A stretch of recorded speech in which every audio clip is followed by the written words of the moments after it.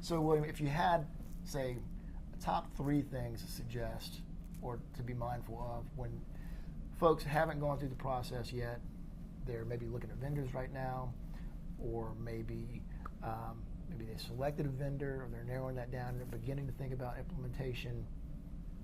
Top 3 bullet points, what would you say to look out for? You're saying in regards to implementation in general? Yeah, implementation in general. I mean, obviously do your homework prior to, and that would involve site visits. Obviously, I hope by this point you've turned at least 3 major vendors inside and out to figure out which one is the best fit for you. But do your homework, do those site visits that I mentioned earlier, so that you can at least see the system being used, determine how what are you going to need to get out of it, and get their notes. Absolutely, and trust me, we all share information because we have to. I mean, to survive, and I help people coming on, people that have helped me may ask me a question here and there, but it just you kind of pay it forward, you know. But do that homework and do your due diligence to get kind of a roadmap from other people, and your vendor can really give you a lot of that. But it's good to have a combination, of options so that you're not only hearing what a vendor is telling you, to do. I think you got to get a good team together. The only way we've been as successful as we have at this point, a year and a half into at least changing systems and over a year of going live with the EMR portion of it, is with a solid team. It takes a great support by your physician staff, and primarily in our office we had a physician champion spearheading, and he wasn't doing it to make it for him.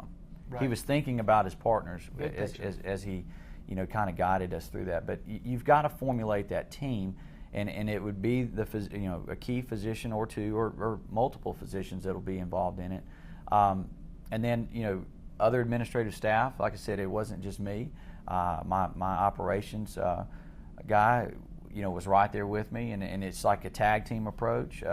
And then we pulled in some key personnel from the medical records department, nursing input. I mean, it takes it all. And kind of along that subject of implementation, and this could be another point to number 2, but as you develop that team, you need to let your entire team know that when we make this commitment, it's here. It's here to stay. Right. This system's going to have more tenure than you when it comes here. In other words, just because you've been here 10 years to a staff member, and this system that we're now replacing, it really well, you got to let go of that. We still need you. We still got to work the AR off the old system, et cetera, but you need to accept this. And so we learned, I actually went to a day 3 go live. I was fortunate enough to have connections, professionally to go watch it. Okay. And really what I learned from that experience was how important it is that you educate your staff on their behavior, on their attitude, because if their attitude is not appropriate, they will impact the white coats. They will impact the attitude of the physician, and it's going to just stall your implementation process in general. So, do your homework, get the right team together, and then take, and make sure the attitude is right, and then, be open to new things. You're going to get to the point. We came up with numerous analogies throughout this entire process. Everything from you're in a semi truck, 18-wheeler climbing a hill, you get to the top and you realize, uh-oh, I don't have any brakes, and now you're rolling down the hill. I mean, that's a good example of how you feel as you implement an EMR. You'll get to the point where you feel like you're trying to take a drink out of a fire hose. Mm-hmm. But what happens is, just like I was saying with your due diligence in the data migration and stuff, as you prepare for just the changeover of systems, is you start realizing the decisions you're making now, the impact it's going to have a year from now.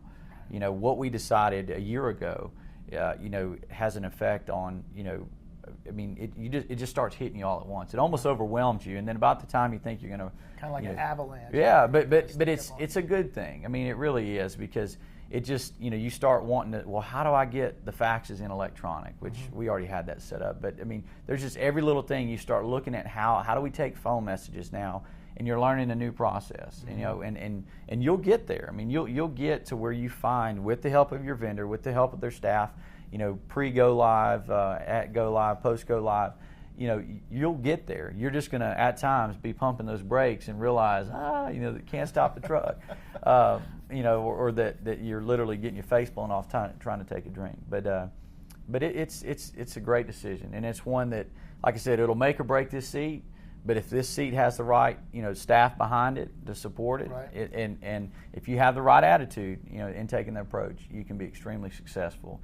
And definitely a more efficient practice, as we've experienced as a result of Which implementing. is ultimately what it's really all about. Absolutely. I mean, Absolutely. That's the name of the game. That's right. And it can be done. We're living proof that you can implement an EMR and you can be more efficient, which means, for anybody that wonders what that means, we can see more. I have multiple physicians seeing more patients There you go. using an EMR product than we did with dictaphones and a paper chart. There you go. Paid for by, no, I'm just kidding. Paid for by EMR vendor X. Right. Well, thank you very much Yes, for being sir. on the program today. I really do appreciate all the insights, and Sure. very helpful. Keep the questions coming in, and remember, it's all about the questions and helping simplify the transition to electronic medical records. So until next time, we'll see you soon.